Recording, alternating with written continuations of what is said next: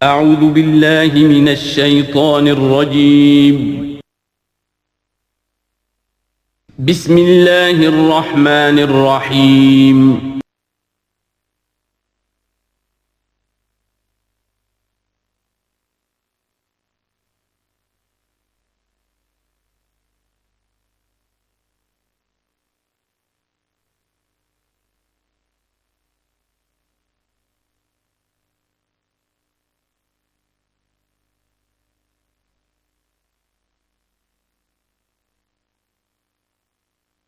ما ننسخ من آیۃ او ننسها نأت بخیر منها او مثلها الم تعلم ان اللہ علی کل شیء قدیر الم تعلم ان اللہ له ملک السماوات والارض وما لکم من دون اللہ من ولی ولا نصیر.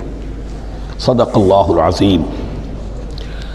ان آیات مبارکہ کا ترجمہ اگرچہ ہم کر چکے ہیں، لیکن اس کا جو اصل مفہوم ہے اور اس کا پس منظر ہے اس کو سمجھنا ضروری ہے. آپ کو معلوم ہے کہ اللہ کا دین آدم سے لے کر این دم تک ایک ہی ہے. نوح کا دین، موسیٰ کا دین، عیسیٰ کا دین، محمد کا دین صلی اللہ علیہ وسلم علیہ والسلام، دین ایک ہی ہے. شریعتوں میں فرق رہا ہے، اور یہ فرق جو رہا ہے اس کا اصل سبب یہ ہے کہ نوع انسانی مختلف اعتبارات سے ارتقاء کی مراحل طے کر رہی تھی.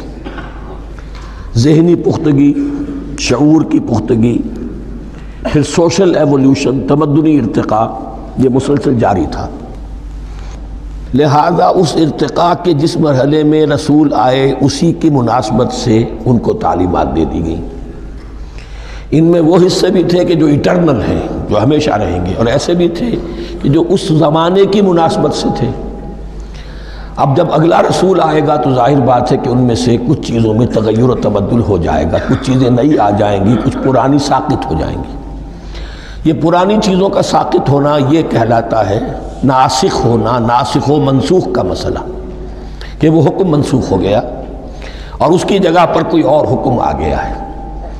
یا تو اللہ تعالیٰ تعین کے ساتھ منسوخ فرماتے ہیں، یا یہ کہ اس شے کو سرے سے لوگوں کے ذہنوں سے زائل کر دیتے ہیں. اعتراض یہ کر رہے تھے یہودی کہ اگر تو یہ دین وہی ہے جو موسیٰ کا تھا تو ظاہر بات ہے کہ پھر شریعت پوری وہی ہونی چاہیے. اس کے اعتراض کا جواب ہے جو یہاں دیا جا رہا ہے.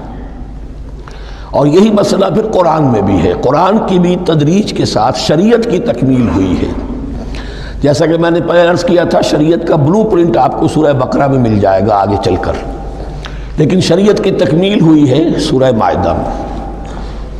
یہ جو تقریباً 5-6 سال کا وقفہ ہے، اس میں کچھ احکام شروع میں دیے گئے، پھر ان میں رد و بدل کر کے، اور پھر آخر میں الیوم اکملت لکم دینکم واتممت علیکم نعمتی ورضیت لکم الاسلام دینا. یہ ناسخ و منسوخ کا مسئلہ صرف سابقہ شریعتوں اور شریعت محمدی میں نہیں ہے صلی اللہ علیہ وسلم، بلکہ خود شریعت محمدی میں بھی زمانی اعتبار سے ارتقاء ہوا ہے. کہ پہلے شراب کے بارے میں حکم دیا گیا کہ اس کی مضرت زیادہ ہے، گناہ کا پہلو زیادہ ہے، کچھ فائدے بھی ہیں بس. اس کے بعد آیا اگر شراب کے نشے میں ہو تو نماز مت پڑھو، نماز کے قریب مت جاؤ. مائدہ میں آخری حکم آ گیا حال انتم منتہون، اب باز آتے ہو کہ نہیں آتے، حرام کر دیا گیا. تو یہ تدریجاً ہوا ہے. تو ناسخ و منسوخ قرآن میں بھی ہے، اور ناسخ و منسوخ قرآن اور تورات کے مابین بھی ہے. تو ہم نہیں منسوخ کرتے کوئی آیت یا بھلوا دیتے ہیں اس کو، نأت بخیر منہا، ہم اس سے بھی بہتر لے آتے ہیں، او مثلہا، یا اس جیسی ہی. الم تعلم ان اللہ علی کل شیء قدیر. اب یہ کہ یہ تو اللہ کی اتھارٹی ہے، مالک الملک وہ ہے، دین اس کا ہے، اس میں وہ جس طریقے سے چاہے کسی چیز کے اندر تبدیلی پیدا کر دے.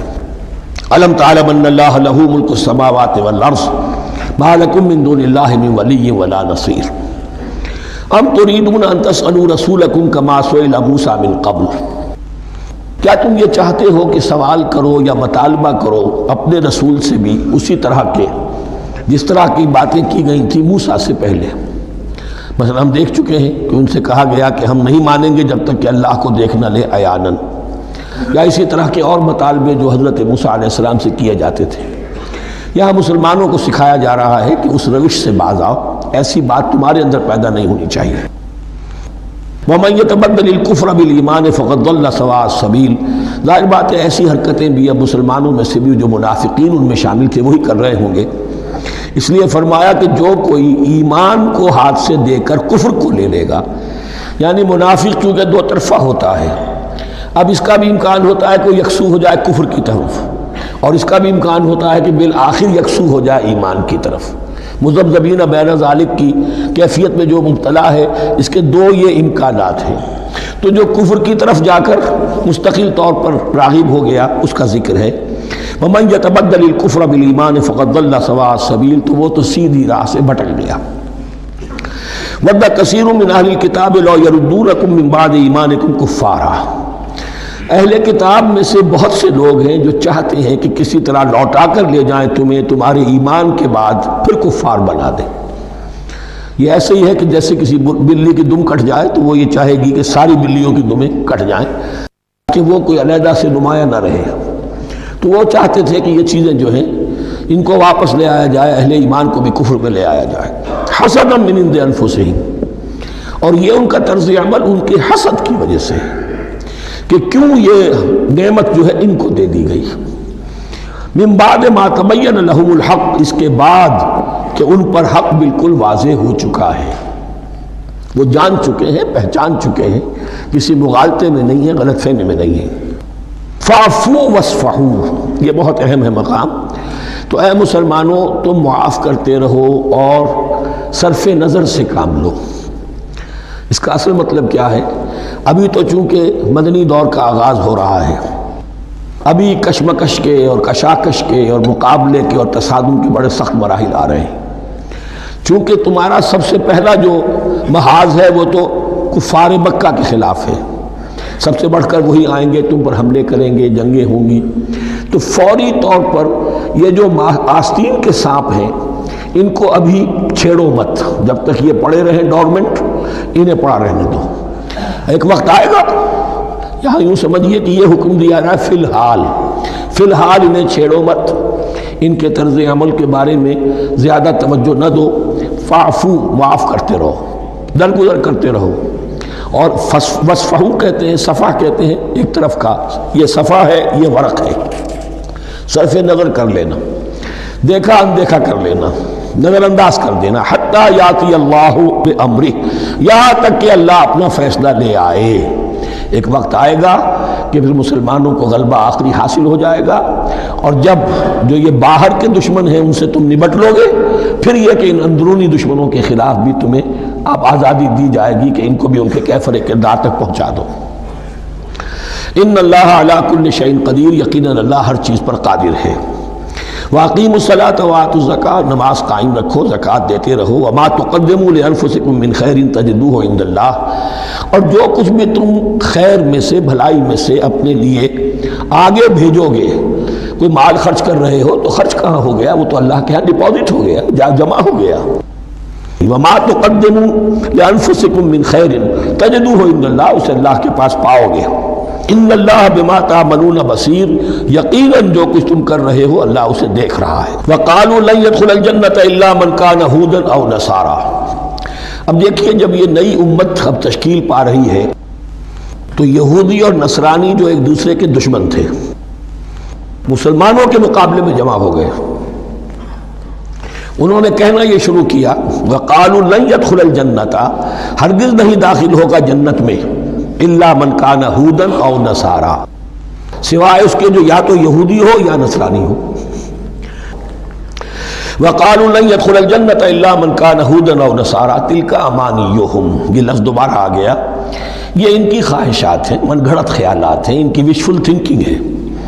قل ہاتوا برہانکم ان کنتم صادقین، کہو ان سے لاؤ کوئی دلیل اگر تم سچے ہو، دلیل کتاب سے لاؤ، کہیں تورات میں لکھا ہے یہ، کہیں یہ انجیل میں لکھا ہے، جو تورات اور جو انجیل تمہارے پاس ہے اسی میں سے دکھا دو کہ یہ لکھا ہوا ہو، کہیں لکھا ہوا نہیں۔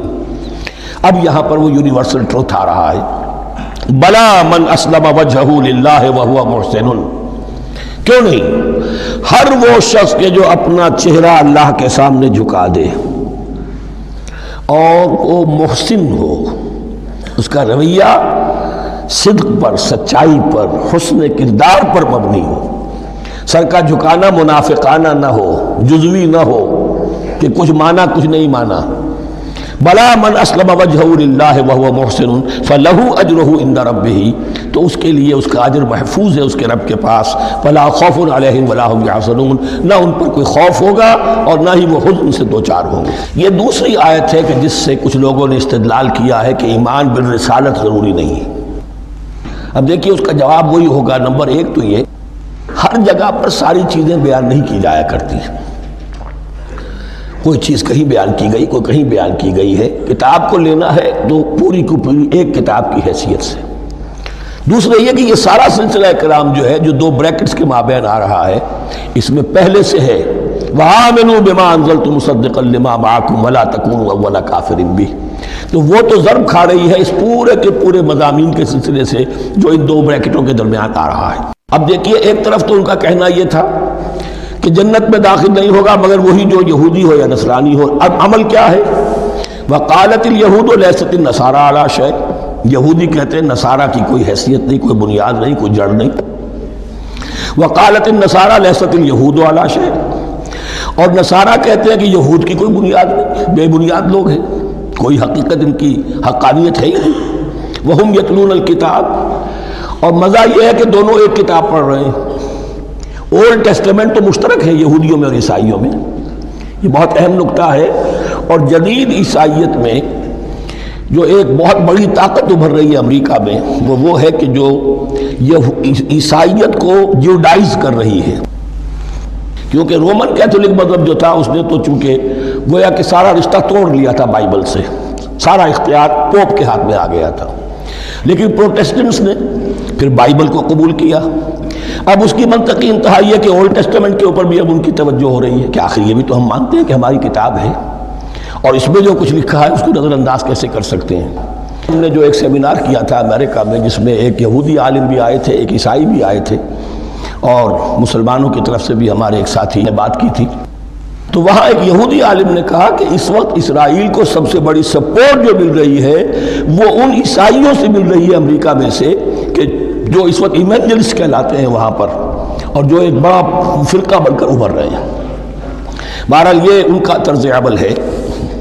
وَهُمْ يَتْلُونَ الْكِتَابَ، اور وہ دونوں کے دونوں کتاب کے پڑھنے والے ہیں۔ كَذَلِكَ قَالَ الَّذِينَ لَا يَعْلَمُونَ مِثْلَ قَوْلِهِمْ، اسی طرح کہا تھا ان لوگوں نے کہ جو کچھ بھی نہیں جانتے، انہی کی سی بات کہی تھی، یعنی یہ اشارہ ہے مشرکین مکہ کی طرف۔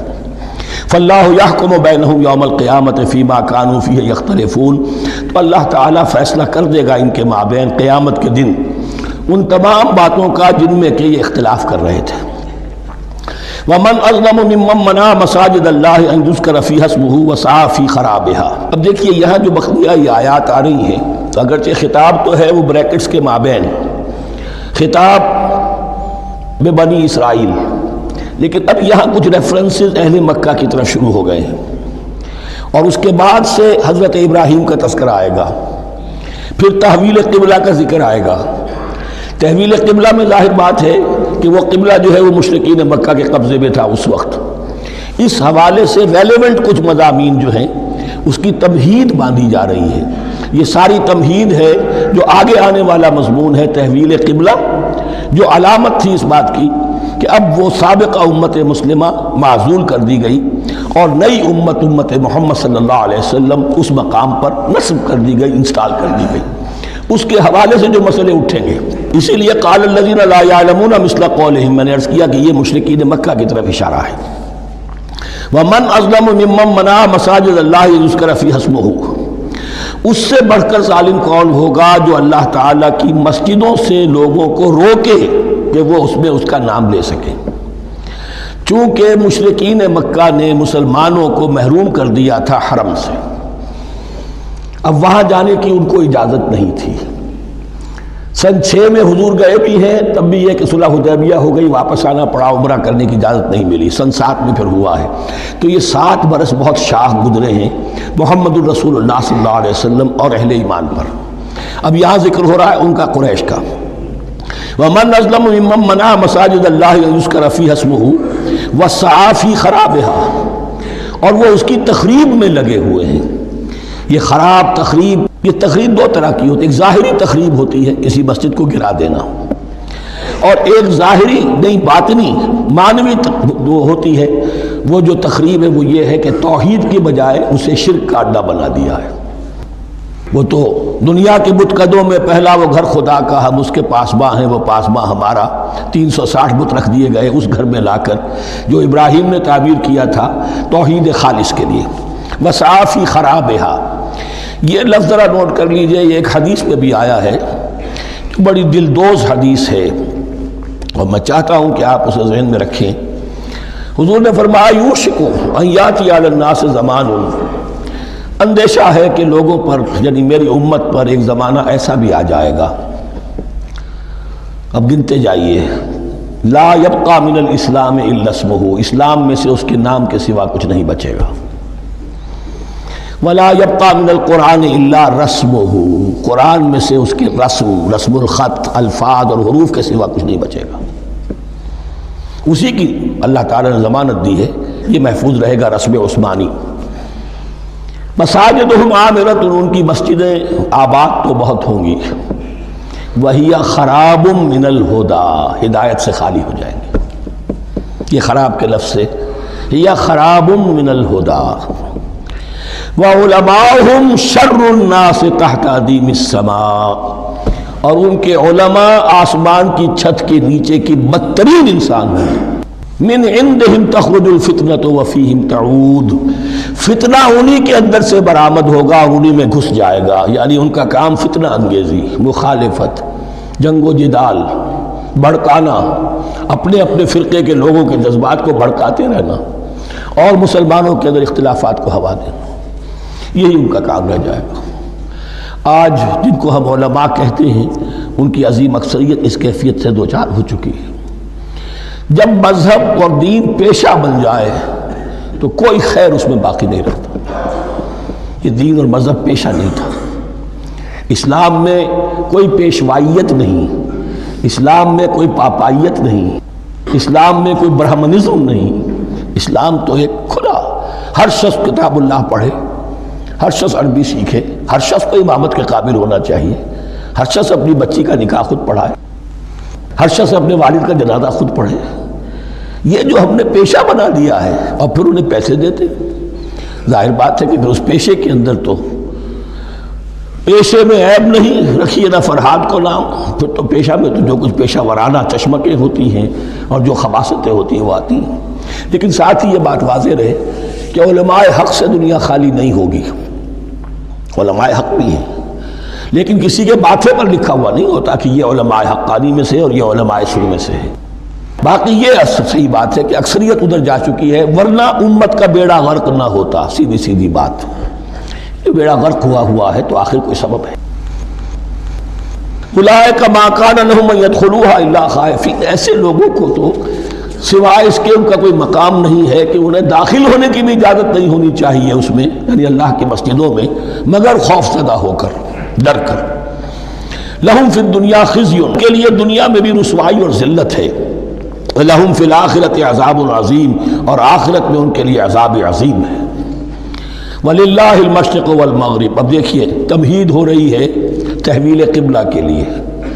اب ظاہر بات ہے کہ بڑی حساس جو ہے وہ ایک کیفیت تھی یہ، تو یروشلم کے ساتھ جن کو دلچسپی تھی اور ان کے دلوں میں اس کی عقیدت تھی، مکہ مکرمہ اور بیت اللہ کے ساتھ جن کو دلچسپی تھی اور ان کے دلوں میں اس کی عقیدت تھی، تو اس حوالے سے یہ قبلہ بدلنا، اور 2 دفعہ بدلا ہے قبلہ، پہلے آ کے مدینے میں حضور نے یروشلم کی طرف 16 مہینے نماز پڑھی اور پھر تحویل قبلہ ہوا، تو اب اس میں کئی امتحان ہو گئے، وہ آگے آ جائے گا، لیکن اس کی تمہید باندھی جا رہی ہے۔ للہ المشرق والمغرب، مشرق اور مغرب سب اللہ کے ہیں، یعنی اگر ہم رخ کرتے ہیں مغرب کی طرف تو اس کے معنی یہ نہیں ہے کہ اللہ مغرب میں ہے، معاذ اللہ، اللہ تو جہت سے، مقام سے، ماورا وراء الورا، تو یہ ہے کہ ایک یکسانیت پیدا کرنے کے لیے، اجتماعی رنگ دینے کے لیے ایک چیز کو قبلہ بنا دیا، علامت ہے۔ غالب نے ٹھیک کہا ہے، قبلے کو اہل نظر قبلہ نما کہتے ہیں، قبلہ جو ہے وہ مسجود تو نہیں ہے پرے سرحد ادراک سے اپنا مسجود، قبلے کو اہل نظر قبلہ نما کہتے ہیں۔ للہ المشرق والمغرب فأینما تولوا فثم وجہ اللہ، جدھر بھی تم رخ کرو گے وہ اللہ ہی کا رخ ہے۔ ان اللہ واسع علیم، یقیناً اللہ بہت وسعت والا ہے، بہت وسعت والا ہے، وہ کسی سمت میں محدود نہیں ہے، اور علیم ہے، ہر شے کا جاننے والا ہے۔ دیکھیے یہاں یہ آیت کہہ کے اور چھوڑ دیا مسئلہ، اگلے مسئلے پر آ گئے۔ آگے آپ کو پتہ چلے گا کہ یہ در حقیقت ایک تمہید باندھی جا رہی ہے تحویل قبلہ کے لیے۔ وقالوا اتخذ اللہ ولدا سبحانہ، اور ان میں وہ بھی ہیں، اب ظاہر بات ہے یہاں پھر اشارہ ہو رہا ہے وہ اہل مکہ کی طرف، جنہوں نے یہ کہا ہے کہ اللہ نے اولاد اپنے لیے اختیار کی، یعنی وہ کہتے تھے کہ یہ جو فرشتے ہیں یہ اللہ کی بیٹیاں ہیں۔ نصارہ کہتے تھے کہ حضرت مسیح اللہ کے بیٹے ہیں، اور یہودیوں کا بھی ایک گروہ ایسا تھا جو حضرت عزیر کو اللہ کا بیٹا کہتا تھا۔ بل لہ ما فی السماوات والارض، نہیں، آسمانوں اور زمین میں جو کچھ ہے اسی کی ملکیت ہے، سب مخلوق ہے، مملوک ہے، خالق اور مالک صرف وہ ہے۔ کل لہ قانتون، اور سب کے سب اس کے فرما بردار ہیں، بڑے سے بڑا رسول، بڑے سے بڑا ولی، بڑے سے بڑا فرشتہ، بڑے سے بڑے اجرام سماویہ، سب کل لہ قانتون۔ بدیع السماوات والارض، وہ آسمان اور زمین کو پیدا کرنے والا ہے بغیر کسی شے کے۔ یہ ابداع اور خلق ان میں فرق ہے۔ ابداع، بلکہ شاہ ولی اللہ دہلوی نے حجت اللہ البالغہ کا جو پہلا چیپٹر ہے اس کو یہی 3 عنوان دیے ہیں۔ اللہ تعالیٰ کے افعال بنیادی طور پر 3 ہیں، ابداع، خلق، تدبیر۔ ابداع ہے جسے انگریزی میں کہتے ہیں کریشن ایکس نہیلو، عدم محض سے کچھ بنا دیا، کچھ نہیں تھا اور بنا دیا، کن فیکون، یہ ابداع ہے۔ خلق ہے اب ایک چیز سے دوسری چیز بنانا، گارے سے انسان بنایا، یہ تخلیق ہے، آگ سے جن بنا، یہ تخلیق ہے، نور سے فرشتے بنا، یہ تخلیق ہے۔ تو ابداع، بدیع وہ ہے کہ جس نے نئی چیز، اسی لیے بدعت ہمارے ہاں کہلاتی ہے وہ شے جو دین میں نہیں تھی اور خام خواہ لا کے شامل کر دی گئی، جس کی کوئی جڑ بنیاد دین میں نہیں ہے، وہ بدعت ہے۔ اس سے یہ لفظ بدیع السماوات والارض، وَإِذَا قَضَىٰ أَمْرًا فَإِنَّمَا يَقُولُ لَهُ كُن فَيَكُونُ، اس کی شان تو یہ ہے کہ جب وہ کسی معاملے کا فیصلہ کر لیتا ہے تو بس کہتا ہے کہ ہو جا اور وہ ہو جاتی ہے۔ وَقَالَ الَّذِينَ لَا يَعْلَمُونَ لَوْلَا يُكَلِّمُنَا اللَّهُ وَتَأْتِينَا آیَةٌ، اور کہا ان لوگوں نے جو علم نہیں رکھتے، یہاں پھر وہی مشرکین مکہ کی طرف روح سخن ہے، کیوں نہیں بات کرتا ہم سے اللہ، اور کیوں نہیں کوئی لے آتا ہمارے پاس کوئی نشانی۔ یہ میں عرض کر چکا ہوں، یہ مضمون جو ہے کہ ان کا مطالبہ تھا بہت شدت کے ساتھ کہ کوئی معجزے ویسے ہی دکھاؤ جیسے تم کہتے ہو کہ عیسیٰ نے دکھائے تھے، موسیٰ نے دکھائے تھے، تو ہمارے یہ مطالبے پورے کر دو، ہم مان لیں گے۔ یہ ذکر آئے گا سورہ انعام میں اور پھر سورہ بنی اسرائیل میں۔ کذالک قال الذین من قبلہم مثل قولہم، اسی طرح کی باتیں جو لوگ ان سے پہلے آئے تھے وہ بھی کہتے رہے۔ تشابہت قلوبہم، ان کے دل ایک دوسرے سے مشابہ ہو گئے ہیں۔ قد بینا الآیات لقوم یوقنون، اور ہم نے تو اپنی آیات کو واضح کر دیا ہے ان لوگوں کے لیے جو یقین کرنا چاہیں۔ انا ارسلناک بالحق بشیرا ونذیرا، اے نبی ہم نے آپ کو بھیجا ہے حق کے ساتھ بشیر اور نذیر بنا کر۔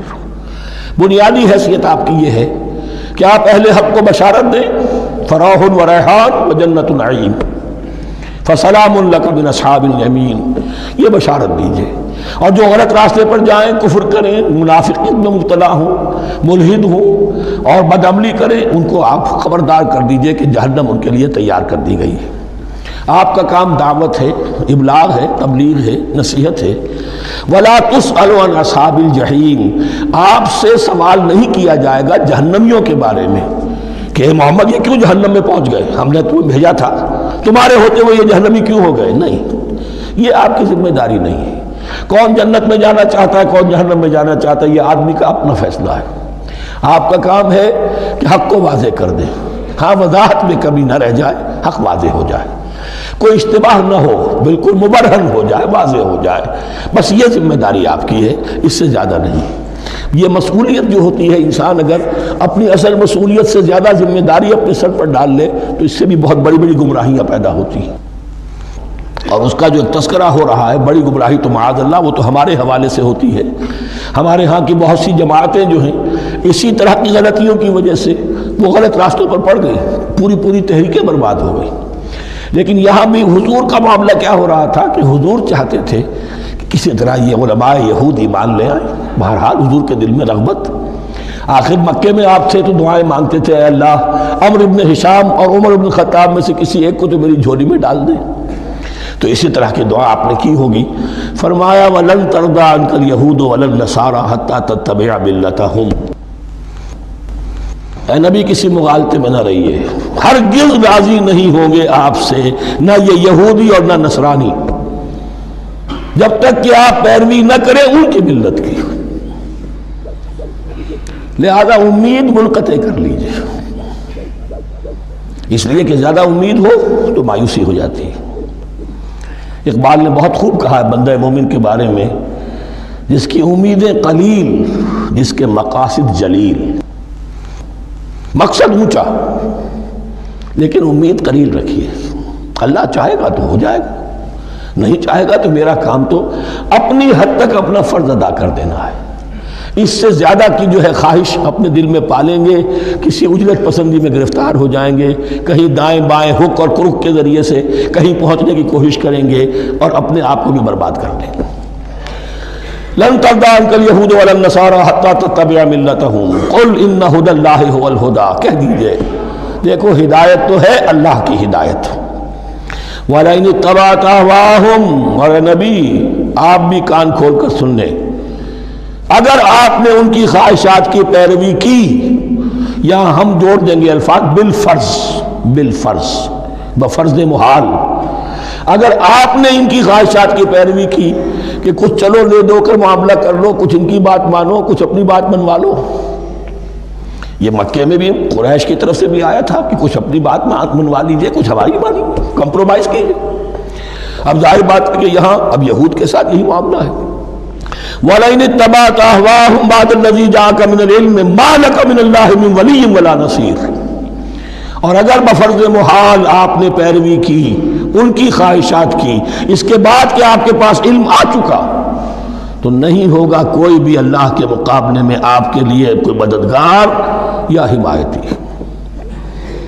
معاذ اللہ معاذ اللہ، حق کی تلوار بڑی ننگی ہے، اور یہاں اللہ کا عدل یہ فرد سے فرد تک بدلتا نہیں ہے، نہ امت سے امت کی طرف بدلے گا، قوم اور کسی اور قوم سے ایک معاملہ کسی دوسری قوم سے کوئی اور معاملہ نہیں۔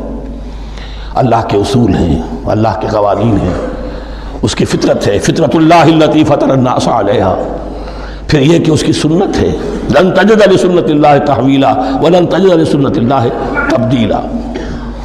الذین آتیناہم الکتاب یتلونہ حق تلاوتہ، وہ لوگ کہ جنہیں ہم کتاب دیتے ہیں وہ اس کی تلاوت کرتے ہیں جیسا کہ اس کی تلاوت کا حق ہے۔ اس پر میں نے اپنے کتابچے میں بحث کی ہے، تلاوت کا اصل حق کیا ہے۔ مسلمانوں پر قرآن مجید کے حقوق نامی کتابچہ، اب یہاں پہ تفصیل سے بیان کرنے کا وقت نہیں ہے، لیکن ایک بات جان لیجیے کہ تلاوت کا لفظ جو قرآن کے لیے قرآن نے اختیار کیا، یہ بڑا ذو معنیین ہے۔ تلا یتلو ہم اسے بھی کہتے ہیں پڑھنا، اور تلا یتلو کسی کے پیچھے پیچھے چلنے کو کہتے ہیں۔ والشمس وضحاها والقمر اذا تلاها، سورج کے بعد پیچھے آتا ہے چاند۔ تو یتلو کے معنی کیا ہے؟ when you are reading the book you are following the text۔ بعض لوگوں کو دیکھا ہوگا انگلی ان کی چلتی ہے ساتھ ساتھ، وہ بیچارے زیادہ ماہر نہیں ہیں، تو تاکہ نگاہ ادھر سے ادھر نہ ہو جائے، ایک سطر سے دوسری سطر پر نہ پہنچ جائے، انگلی بھی ساتھ ساتھ پھیرتے ہیں، تو فالوئنگ دی ٹیکسٹ۔ لیکن اس تلاوت کا اصل حق کیا ہوگا؟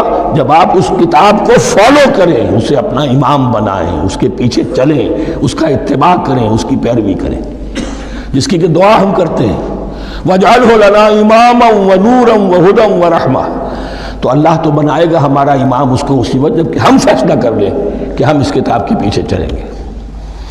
الذین آتیناہم الکتاب یتلونہ حق تلاوتہ اولئک یؤمنون بہ، جو اللہ کی کتاب کی تلاوت کا حق ادا کریں اور اس کی پیروی بھی کریں، وہی ہیں جو اس پر ایمان رکھتے ہیں۔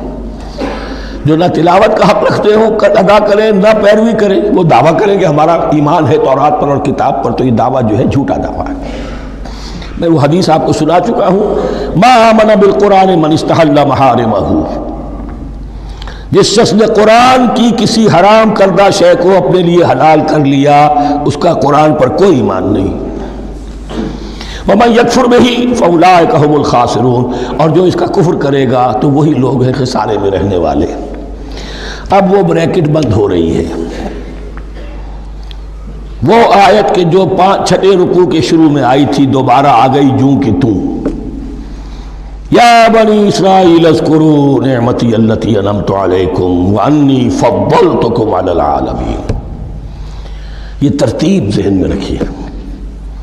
اور دوسری آیت بھی جو کہ تو، صرف یہ ہے کہ ترتیب تھوڑی سی بدلی ہے۔ بریکٹ یوں بناتے ہو تو اس کی چونچ ادھر ہوتی ہے تو اس کی چونچ ادھر ہوتی ہے، تو اسی طریقے سے ذہن میں رکھیے کہ دوسری آیت کی ترتیب تھوڑی سی بدل دی درمیانی، اور وہ بھی درمیان میں چونچ والا معاملہ جو ہوتا ہے۔ وَاتَّقُوا يَوْمًا لَا تَجْزِي نَفْسٌ عَن نَفْسٍ شَيْئًا، یہ تو جو کہ تو وہی ہے، ڈرو اس دن سے جس دن کوئی جان کسی دوسری جان کے کام نہ آ سکے گی۔ وَلَا يُقْبَلُ مِنْهَا عَدْلٌ، وہاں کیا تھا وَلَا يُقْبَلُ مِنْهَا شَفَاعَةٌ، یہاں کیا آیا وَلَا يُقْبَلُ مِنْهَا عَدْلٌ، نہ اس سے کوئی فدیہ قبول کیا جائے گا۔ وَلَا تَنْفَعُهَا شَفَاعَةٌ، یہ شفاعت بعد میں لے آئے، عدل پہلے لے آئے، وہاں شفاعت پہلے ہے عدل بعد میں، بس یہ تبدیلی ہے۔ وَلَا هُمْ يُنصَرُونَ، اور یہ پھر جو کہ تو وہی جو پہلی آیت میں تھا، جو چھٹے رکوع کی دوسری آیت ختم ہوئی، نہیں انہیں کوئی مدد مل سکے گی۔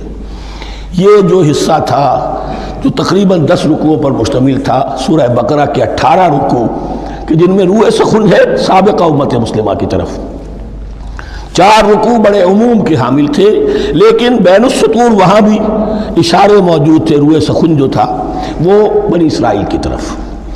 10 رکوعوں میں صراحت کے ساتھ ساری گفتگو ہوئی سے ہے، الا یہ کہ ایک جگہ مسلمانوں سے خطاب کر لیا، کچھ آخر میں اہل مکہ کا تذکرہ بھی ہو گیا۔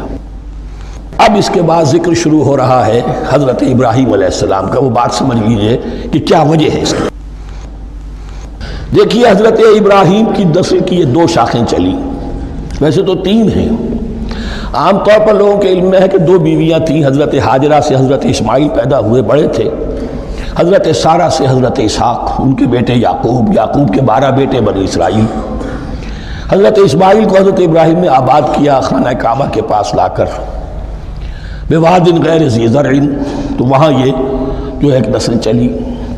لیکن نبوت جو ہے حضرت ابراہیم کے بعد حضرت اسماعیل کو تو ملی، اس کے بعد مسلسل یوں سمجھیے کہ تقریباً 3000 کا فصل ہے سالوں کا کہ کوئی نبوت اس شاخ میں نہیں آئی۔ نبوت کا سلسلہ چلا دوسری شاخ میں، حضرت یعقوب، حضرت اسحاق، حضرت یعقوب، حضرت یوسف، چلتے جائیے، اور پھر حضرت موسیٰ اور ہارون سے شروع ہو کر حضرت عیسیٰ اور یحییٰ تک 1400 برس مسلسل۔ اگرچہ تیسری شاخ بھی تھی، بنو قطورہ کہلاتے، تیسری اہلیہ آپ کی تھی قطورہ۔ بنی قطورہ میں سے ان کی اولاد بڑی کثیر تھی، ان میں سے ایک مدین تھے، مدین یا مدیان، ان میں حضرت شعیب کی بعثت ہوئی تھی۔ حضرت شعیب بھی حضرت ابراہیم کی نسل میں سے ہیں، لیکن بنی مدیان میں سے۔ بہرحال اب چونکہ حضور کی بعثت ہوئی بنی اسماعیل میں، ادھر بنی اسرائیل ہیں جن سے یہ خطاب ہو رہا ہے سابقہ امت مسلمہ، اور اب یہ امامت الناس منتقل ہونے والی ہے بنی اسرائیل سے بنی اسماعیل کو۔ تو اب اگر اس انتقال کے وقت نقل، اگر وہ جو کامن فیکٹر ہے اس کا تذکرہ کیا جائے تو بات آسان ہو جائے گی۔ ابراہیم ہی تو جد امجد ہے نا تمہارے، تم یعقوب کی اولاد ہو ٹھیک ہے، لیکن یعقوب کس کے بیٹے تھے؟ اسحاق کس کے بیٹے تھے؟ ابراہیم کے۔ تو یہ دوسری نسل میں تو ابراہیم ہی کی ہے۔ اس حوالے سے ان کے لیے سہل بنایا جا رہا ہے کہ بات کو سمجھو، یہ صرف یہ ہے کہ 2 پیڑھی اوپر جا کر مل گئے اور لانا خیر سنا، اور حضرت ابراہیم نے خانہ کعبہ کی تعمیر کی اور اسے اب مرکز بنانا ہے اہل توحید کا، لہذا یہ ساری گفتگو اب شروع ہو رہی ہے۔ 4 رکوع اب وہ ہیں 15ویں سے شروع ہو کر 18ویں تک جن کا اصل مضمون ہے تحویل قبلہ۔ وَإِذِ ابْتَلَىٰ إِبْرَاهِيمَ رَبُّهُ بِكَلِمَاتٍ فَأَتَمَّهُنَّ، اور ذرا یاد کرو جب ابراہیم کو آزمایا اس کے رب نے بہت سی باتوں میں۔ میرا ایک کتاب چاہے حضرت ابراہیم کی شخصیت پر، حج اور عید الاضحیٰ اور ان کی اصل روح، اور اس میں ایک تحریر ہے ایک تقریر ہے، جو تحریر ہے وہ مجھے بہت پسند ہے کہ کیسے کیسے امتحان آئے ہیں حضرت ابراہیم علیہ السلام پر۔ فاتمہن، اب یہ ایک جملے میں ایک پوری داستان ہے. اس نے ان سب کو پورا کیا، سب میں پاس ہو گیا، ہر امتحان سے کامیابی کے ساتھ with flying colors ہر امتحان سے نکلے. قال انی جاعلک للناس اماما، تب ہم نے کہا اے ابراہیم اب میں تمہیں نوع انسانی کا امام بنانے والا ہوں. قال ومن ذریتی، انہوں نے کہا اور میری نسل کے بارے میں بھی یہ وعدہ ہے کہ نہیں؟ قال لا ینال عہد الظالمین، فرمایا میرا یہ عہد ظالموں سے متعلق نہیں ہوگا. مطلب کیا ہوا کہ تمہاری نسل میں سے جو صاحب ایمان ہوں گے، نیک ہوں گے، سیدھے راستے پر چلیں گے، ان سے ہمارا وعدہ ہے، لیکن نسلیت کی بنیاد پر نہیں ہے کہ جو بھی تمہاری نسل میں سے لازماً وہ اس وعدے کا مصداق بن جائے. وَإِذْ جَعَلْنَا الْبَيْتَ مَثَابَةً لِلنَّاسِ وَأَمْنًا، اور یاد کرو جب کہ ہم نے گھر کو، اپنے گھر کو، بیت اللہ کو قرار دے دیا لوگوں کے لیے زیارت کی جگہ، لوٹ کے آنے، لوٹ کر آؤ، حج کرو. مَثَابَةً لِلنَّاسِ وَأَمْنًا، اور اسے امن کا گھر قرار دے دیا. وَاتَّخِذُوا مِن مَّقَامِ إِبْرَاهِيمَ مُصَلًّى، اور ہم نے حکم دیا کہ مقام ابراہیم کو اپنی جائے نماز بنا لو، نماز پڑھنے کی جگہ بنا لو. آج کل تو بعض علماء نے یہ کہا ہے کہ مقام ابراہیم سے مراد کوئی خاص پتھر نہیں ہے، بلکہ اصل میں وہ تو پوری جگہ جو تھی وہ مقام ابراہیم، حضرت ابراہیم وہاں آباد ہوئے تھے. لیکن صحیح بات وہی ہے جو ہمارے سلف سے چلی آ رہی ہے، روایات پختہ ہیں اس کے بارے میں کہ جس طریقے سے حجر اسود جنت سے آیا ہے، ایسے ہی یہ بھی ایک پتھر تھا کہ جو جنت سے لایا گیا حضرت ابراہیم کے لیے. جب وہ تعمیر کر رہے تھے، کوئی اور ذرائع تو ابھی تھے ہی نہیں، اس کے اوپر وہ کھڑے ہوتے تھے اور یہ پتھر ہی اونچا ہوتا جاتا تھا خود. اب جیسے جیسے تعمیر اوپر جا رہی ہے تو اس کے لیے یہ پتھر اونچا ہوتا تھا. وہ پتھر ہے جو مقام ابراہیم اب بھی محفوظ ہے، اور وہاں پر پھر طواف کر کے کعبے کا مکمل، پھر اس کے آس پاس جو ہے 2 رکعت جو ہے وہ ادا کی جاتی ہے نماز. وَعَهِدْنَا إِلَىٰ إِبْرَاهِيمَ وَإِسْمَاعِيلَ أَن طَهِّرَا بَيْتِيَ لِلطَّائِفِينَ وَالْعَاكِفِينَ وَالرُّكَّعِ السُّجُودِ، اور ہم نے عہد لے لیا تھا ابراہیم اور اسماعیل سے کہ تم دونوں ہمارے اس گھر کو، بیتیا میرے اس گھر کو پاک رکھو. اب یہ تطہیر بھی دونوں طرح کی ہوگی، ظاہری صفائی بھی ہو، گند نہ ہو، تاکہ زائر آئیں تو ان کے دلوں میں جو کدورت پیدا نہ ہو، کوفت نہ ہو، کھلی فضا ہو، صاف رکھو. اور تطہیر باطنی، وہاں توحید کا چرچا ہو، کوئی اور کفر اور شرک جو ہے وہ نہ آنے پائے. ان طہرا بیتی للطائفین والعاکفین، طواف کرنے والوں کے لیے، اعتکاف کرنے والوں کے لیے، والرکع السجود، اور رکوع اور سجود کرنے والوں کے لیے. وَإِذْ قَالَ إِبْرَاهِيمُ رَبِّ اجْعَلْ هَٰذَا بَلَدًا آمِنًا وَارْزُقْ أَهْلَهُ مِنَ الثَّمَرَاتِ مَنْ آمَنَ مِنْهُمْ بِاللَّهِ وَالْيَوْمِ الْآخِرِ. اور یاد کرو جب کہ ابراہیم نے کہا تھا اے میرے پروردگار اس گھر کو امن کی جگہ بنا دے، اور اس کے رہنے والوں، اس کے ہاں آباد ہونے والوں کو یعنی بنی اسماعیل کے لیے ان کو رزق عطا فرما، میووں کا اور پھلوں کا. من آمن منہم باللہ والیوم الآخر. اب یہاں حضرت ابراہیم خود رک گئے کہ میں اپنی ساری اولاد کے لیے یہ دعا نہ کروں، اس لیے کہ وہاں روک دیا گیا تھا لا ینال عہد الظالمین. تو جو بھی ان میں سے ایمان اور عمل صالح والے ہوں اور یوم آخر پر ایمان رکھتے ہوں، اجعل هذا البلد آمنا وارزق اهله من الثمرات من آمن منهم بالله واليوم الآخر.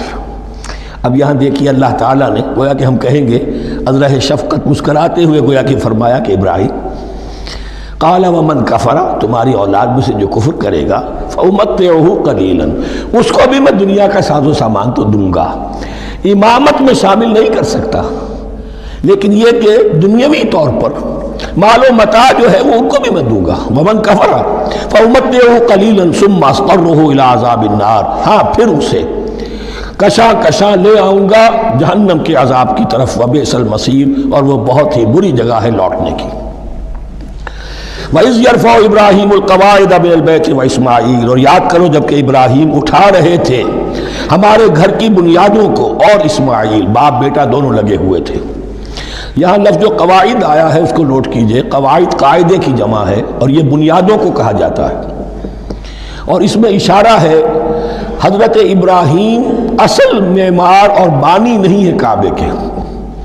کعبہ بنایا ہے حضرت آدم نے. ان اول بیت وضع للناس للذی بمکہ، پہلا گھر.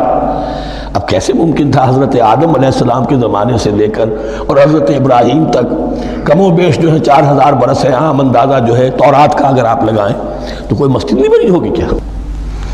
یہ پہلا گھر ہے، پہلا وہ گھر خدا کا. تو اس کی بنیادیں رہ گئی تھیں، باقی وہ امتداد زمانہ سے، اور چونکہ یہ سیلاب کا راستہ تھا، سیلاب کی وجہ سے وہ سب جو ہے دیواریں بہہ گئی تھیں، صرف بنیادیں تھیں. ان بنیادوں کو پھر وَإِذْ بَوَّأْنَا لِإِبْرَاهِيمَ مَكَانَ الْبَيْتِ، یہ سورہ حج میں جا کر مضمون تفصیل سے آئے گا. اب میں آئے گا کہتا ہوں، آ چکا ہے حقیقت کے اعتبار سے، اس لیے کہ یہ ساری مکی صورتیں ہیں جو نازل ہو چکی ہیں سورہ بقرہ سے بہت پہلے. تو جب وہ ان بنیادوں کو اٹھا رہے تھے تو دعائیں مانگ رہے تھے. ربنا تقبل منا انک انت السمیع العلیم، اے رب ہماری اس کوشش کو، ہماری اس مشقت کو، محنت کو قبول فرما. باہر گھر بنا رہے ہیں، پتھر اٹھا اٹھا کر لا رہے ہیں. حضرت اسماعیل کی عمر اس وقت لگ بھگ 13 برس ہے، ہاتھ بٹا رہے ہیں. ربنا تقبل منا انک انت السمیع العلیم، اے رب ہماری اس کوشش کو شرف قبول عطا فرما، یقیناً تو سب کچھ سننے والا اور جاننے والا ہے. ربنا وجعلنا مسلمین لک، اور اے رب ہمیں اپنا فرما بردار بنائے رکھ. نوٹ کیجئے، ابراہیم کہہ رہے ہیں. تو میں اور آپ اگر مطمئن ہو جائیں کہ میری موت لازماً حق پر ہوگی تو بہت بڑا دھوکہ ہے. ڈرتے رہنا چاہیے، اللہ کی پناہ طلب کرتے رہنا چاہیے. ربنا وجعلنا مسلمین لک، اے اللہ ہم دونوں کو اپنا فرما بردار بنائے رکھ. ومن ذریتنا امۃ مسلمۃ لک، اور ہم دونوں کی نسل میں سے اٹھائیو برپا کی جو ایک امت جو تیری فرما بردار امت ہو. وارنا مناسکنا، اور اے پروردگار تیرا گھر تو ہم نے یہ بنا دیا، اب اس کے جو رسومات ہیں وہ ہمیں سکھا، جو مناسک حج ہیں. ارنا مناسک ہے، اب کیسے حج کریں، کیا آداب ہوں گے، طواف کیسے ہوگا، کیا کریں گے. وتب علینا، اور ہم پر اپنی شفقت کی نظر فرما.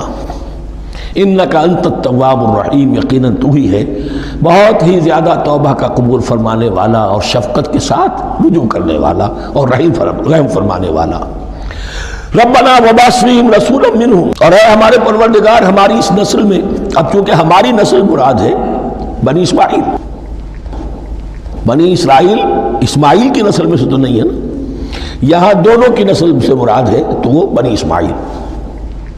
ہماری اس نسل میں اٹھائی ہو ایک رسول انہی میں سے، باہر کا نہ ہو، کوئی مغایرت کا اجنبیت کا پردہ حائل نہ ہو. وہ کیا کرے، یتلو علیہم آیاتک، تیری آیات ان کو پڑھ کر سنائے. وَيُعَلِّمُهُمُ الْكِتَابَ وَالْحِكْمَةَ، اور صرف سنائے نہیں، تعلیم دے انہیں کتاب اور حکمت کی. صرف سنا دینا تو بہت آسان کام ہے، سکھانا، تعلیم دینا، دلوں میں بٹھانا، اور حکمت. وَيُزَكِّيهِمْ، اور ان کو پاک کرے، ان کا تزکیہ کرے، ان کے دلوں میں تیری محبت اور آخرت کی طلب کے سوا کوئی طلب باقی نہ رہنے دے. انک انت العزیز الحکیم، یقیناً پروردگار تو ہی ہے زبردست اور کمال حکمت والا. وَمَن يَرْغَبُ عَن مِّلَّةِ إِبْرَاهِيمَ إِلَّا مَن سَفِهَ نَفْسَهُ، اور ایسا شخص کون سا ہوگا جو ابراہیم کے طریقے سے منہ موڑے. یہ رغبت کا نظر بھی زبان میں دونوں طرف جاتا ہے. رغبہ الہ، کسی شے کی طرف رغبت ہونا، محبت ہونا، میلان ہونا، اور رغبہ عن، کسی شے سے متنفر ہونا، کسی شے سے ابا کرنا، اس کو چھوڑ دینا. وَمَن يَرْغَبُ عَن مِّلَّةِ إِبْرَاهِيمَ إِلَّا مَن سَفِهَ نَفْسَهُ، سوائے اس کے جس نے اپنے آپ کو حماقت ہی میں مبتلا کرنے کا فیصلہ کر لیا ہو. اور کون ہوگا جو ابراہیم کے طریقے سے منہ موڑے. وَلَقَدِ اصْطَفَيْنَاهُ فِي الدُّنْيَا، اور ہم نے تو اسے دنیا میں بھی پسند کر لیا تھا، چن لیا تھا. وَإِنَّهُ فِي الْآخِرَةِ لَمِنَ الصَّالِحِينَ، اور یقیناً آخرت میں بھی وہ ہمارے صالح بندوں میں سے ہوں گے. اذ قال له ربه اسلم قال اسلمت لرب العالمین، جب کہا اس سے اس کے پروردگار نے کہ مانو میرا حکم، اس نے کہا پروردگار قبول ہے تیرا حکم، یہاں تک کہ ذبح کرو بیٹے کو، حاضر. یہ آخری امتحان تھا، آخری 100 برس کی عمر میں، 87 برس کی عمر میں دعائیں مانگ مانگ کر بیٹا لیا تھا اسماعیل۔ حضرت سارہ کے ہاں کوئی اولاد نہیں ہوئی تھی، اب وہ 13 برس کا تھا، بازو بن گیا تھا اور اس وقت ذبح کرنے کا حکم آیا۔ جب بھی کہا ہم نے مانو ہمارا حکم، قال اسلمت لرب العالمین، اللہ تعالی ہمیں بھی توفیق دے کہ اس کی پیروی کریں۔ ووصى بها ابراہیم بنیہ ویعقوب، اور اسی کی وصیت کی تھی ابراہیم نے بھی اپنے بیٹوں کو اور یعقوب نے بھی۔ یا بنی، وہ کیا تھی نصیحت؟ اے میرے بیٹو، ان اللہ اصطفیٰ لکم الدین، دیکھو اللہ نے تمہارے لیے دین کو پسند فرما لیا ہے۔ کون سا دین؟ فلا تموتن الا وانتم مسلمون، اور دیکھنا موت نہ آنے پائے مگر فرما برداری کی حالت میں۔ یہی بات آئے گی سورہ آل عمران میں مسلمانوں سے خطاب کر کے، یا ایھا الذین آمنوا اتقوا اللہ حق تقاتہ ولا تموتن الا وانتم مسلمون، اور ان الدین عند اللہ الاسلام ومن یبتغ غیر الاسلام دینا فلن یقبل منہ۔ ام کنتم شہداء اذ حضر یعقوب الموت، کیا تم اس وقت موجود تھے جب یعقوب کی موت کا وقت آیا؟ جب آدم کی یعقوب پر موت، یہ لفظی ترجمہ ہوگا، اذ حضر یعقوب الموت اذ قال لبنیہ ما تعبدون من بعدی، حضرت یعقوب نے اپنے سارے بیٹوں کو جمع کیا، 12 کے 12، اور مصر میں پہنچ چکے تھے یہ حضرت یوسف علیہ السلام کے ذریعے سے، جو سورہ یوسف میں ساری کہانی آئے گی، وہاں انتقال ہوا۔ تو انہوں نے اپنے بیٹوں کو جمع کیا، اس قال لبنیہ ما تعبدون من بعدی، میرے بعد تم کس کی پوجا کرو گے، کس کی پرستش کرو گے؟ یہ بات نہیں تھی کہ انہیں معلوم نہیں تھا، لیکن یہ کہ ایک میثاق، قول و قرار اور پختہ کرنے کے لیے۔ قالوا نعبد الہک و الہ آبائک ابراہیم و اسماعیل و اسحاق، انہوں نے کہا کہ ہم پوجیں گے، بندگی کریں گے، پرستش کریں گے آپ کے معبود کی اور آپ کے آبا ابراہیم، اسماعیل اور اسحاق کے معبود کی، اور یہ کوئی مختلف معبود نہیں ہے، الہ واحدہ، وہ تو ایک ہی الہ ہے۔ وَنَحْنُ لَهُ مُسْلِمُونَ، ہم اس کے لیے اس کے سامنے سر جھکاتے ہیں، اسی کی فرما برداری کا اقرار کرتے ہیں۔ تِلْكَ أُمَّةٌ قَدْ خَلَتْ، یہ آیت 2 مرتبہ آئے گی اسی رکوع میں۔ یہ ایک گروہ تھا انسانوں کا جو گزر گیا، ابراہیم، اسماعیل، اسحاق، یعقوب، ان کی اولاد، قد خلت، وہ گزر گئے۔ لہا ما کسبت ولکم ما کسبتم، ان کے لیے تھا جو انہوں نے کمایا اور تمہارے لیے ہوگا جو تم کماؤ گے۔ یعنی یہاں پدرم سلطان بود کا کوئی مقام نہیں ہے، ہر شخص کے لیے اپنا عمل، اپنا ایمان، اپنی کمائی۔ وَلَا تُسْأَلُونَ عَمَّا كَانُوا يَعْمَلُونَ، تم سے یہ نہیں پوچھا جائے گا کہ وہ کیا کرتے تھے، تم سے پوچھا جائے گا تم کیا کر کے لائے ہو۔ تو راچے ہے پدرم سلطان بود، تو راچے ہے، تم کیا ہو بھائی، تو اپنی بات کرو، باپ تمہارا سلطان تھا ہوگا۔ وَقَالُوا كُونُوا هُودًا أَوْ نَصَارَىٰ تَهْتَدُوا، لیکن اس پس منظر میں اب ان کی خباثت کو نمایاں کیا جا رہا ہے کہ یہ تو تھی وصیت ابراہیم کی اور یعقوب کی، اور اس وقت کے یہود و نصارہ کا کیا رویہ ہے؟ قالوا كونوا هودا او نصارى تهتدوا، وہی متحدہ محاذ حضور کے خلاف۔ یا تو یہودی، انہوں نے کہا کہ یا یہودی ہو جاؤ یا نصرانی تو ہدایت پر ہو جاؤ گے۔ قل بل ملت ابراہیم حنیفا، کہہ دیجئے نہیں، بل نتبع، ہم تو نتبع یہاں پر محذوف مانیے، بل نتبع ملت ابراہیم حنیفا، نہیں ہم تو پیروی کریں گے ابراہیم کے طریقے کی، بالکل یکسو ہو کر۔ وما کان من المشرکین، اور وہ مشرکوں میں سے نہیں تھے۔ قولوا آمنا باللہ، اب یہاں مسلمانوں کو حکم دیا جا رہا ہے، دیکھو تم ان کے جو کچھ وہ کہتے ہیں اس کے جواب میں تم یہ کہو، قولوا کہو آمنا باللہ، ہم ایمان رکھتے ہیں اللہ پر، وما انزل الینا، اور جو کچھ نازل کیا گیا ہماری جانب، وما انزل الی ابراہیم و اسماعیل و اسحاق و یعقوب، اور جو کچھ نازل کیا گیا ابراہیم اور اسماعیل اور اسحاق اور یعقوب کی طرف، والاسباط، اور ان کی اولاد کی طرف، وما اوتی موسیٰ و عیسیٰ، اور جو کچھ دیا گیا موسیٰ کو اور عیسیٰ کو، وما اوتی النبیون من ربہم، اور جو کچھ دیا گیا تمام نبیوں کو ان کے رب کی طرف سے، لا نفرق بین احد منہم، ہم ان میں سے کسی کے مابین تفریق نہیں کرتے، ہم سب کو مانتے ہیں۔ دیکھیے ایک ہے تفضیل، کسی کو ایک کو زیادہ افضل سمجھنا دوسرے سے، یہ اور بات ہے، وہ تو سورہ آل عمران میں آئے گا تلک الرسل فضلنا بعضهم علی بعض۔ تفریق یہ کہ ایک کو مانے ایک کو نہ مانے، ان رسولوں میں سے ایک کا انکار سب کا انکار ہے۔ لا نفرق بین احد منہم ونحن له مسلمون، اور ہم نے تو اسی کی فرما برداری کا قلادہ اپنی گردن میں ڈال دیا ہے۔ فَإِنْ آمَنُوا بِمِثْلِ مَا آمَنْتُمْ، پھر اے مسلمانوں اگر یہ بھی ایمان لائیں یہود اور نصارہ بالکل اسی طرح جیسے تم ایمان لائے ہو، نو کمپرومائز، ٹھیک ٹھیک وہی دین اختیار کریں، وہی راستہ جو کہ محمد کے ذریعے سے تمہیں دیا گیا صلی اللہ علیہ وسلم۔ فَإِنْ آمَنُوا بِمِثْلِ مَا آمَنْتُمْ بِهِ فَقَدْ اهْتَدَوْا، تب وہ ہدایت پر ہوں گے۔ وَإِنْ تَوَلَّوْا، اور اگر وہ پیٹھ موڑ لے، فَإِنَّمَا هُمْ فِي شِقَاقٍ، تو اس کے معنی یہ ہیں کہ وہ زدم زدہ میں اور دشمنی کے اندر وہ مبتلا ہو چکے ہیں۔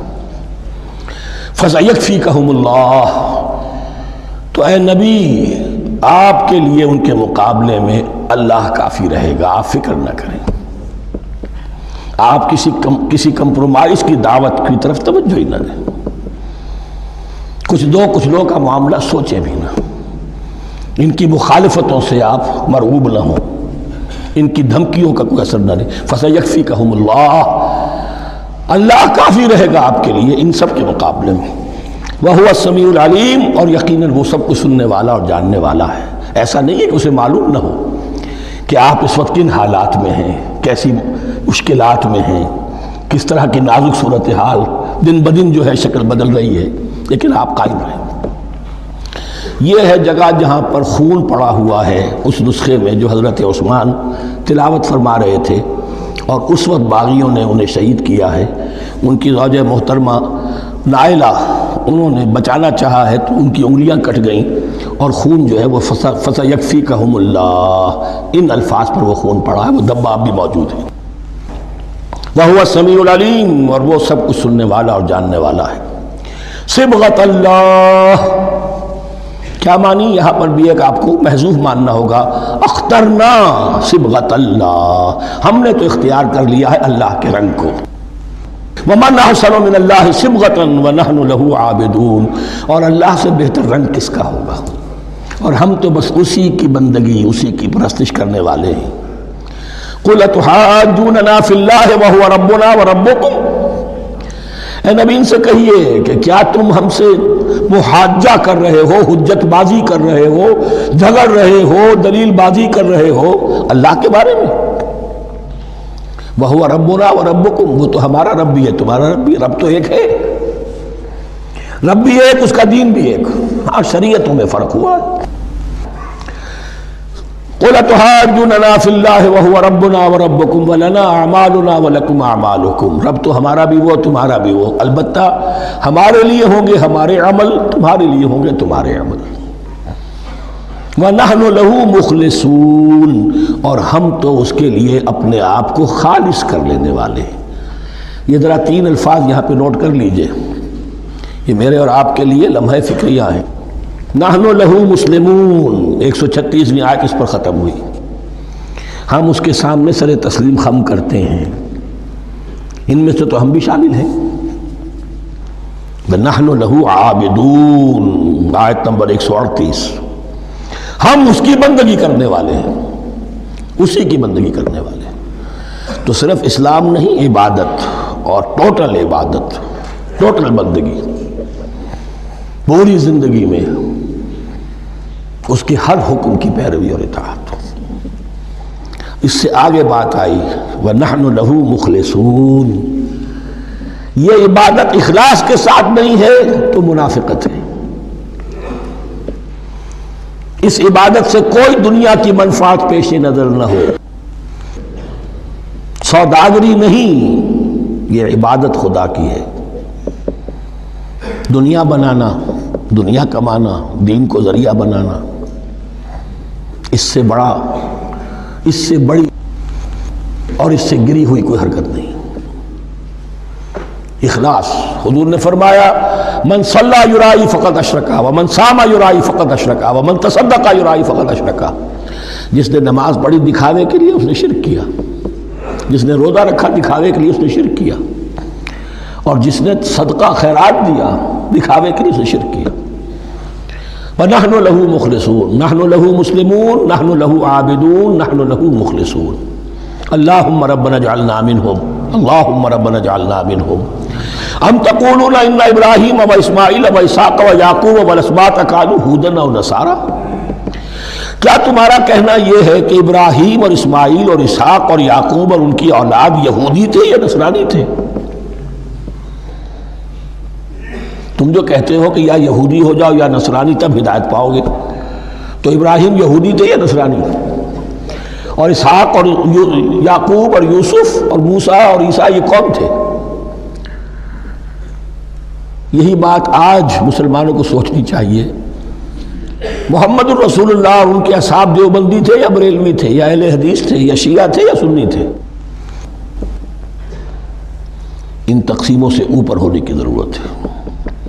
اللہ کے ساتھ اخلاص کا تقاضا یہ ہے، ٹھیک ہے ایک فقہی مسلک کے اعتبار سے ایک شخص کسی مسلک کی پیروی کر رہا ہے، لیکن اپنے آپ کو اس سے آئیڈینٹیفائی کرانا اور اس مسلک کو مقدم رکھنا دین پر، اور اس مسلک ہی کے لیے محنت اور مشقت اور بھاگ دوڑ تبلیغ ہو رہی ہے اسی کی، یہ چیز بالکل اس اصل حقیقت کے خلاف ہے کہ جو اللہ کے دین نے ہمیں سکھائی.